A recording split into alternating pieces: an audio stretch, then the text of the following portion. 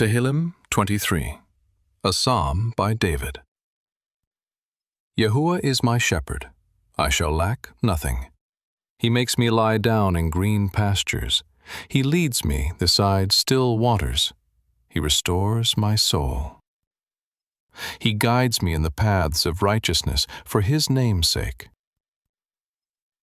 Even though I walk through the valley of the shadow of death, I will fear no evil, for You are with me.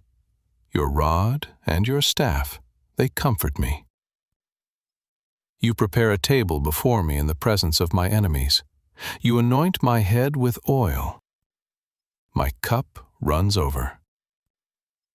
Surely goodness and chesed shall follow me all the days of my life, and I will dwell in Yahuwah's house forever.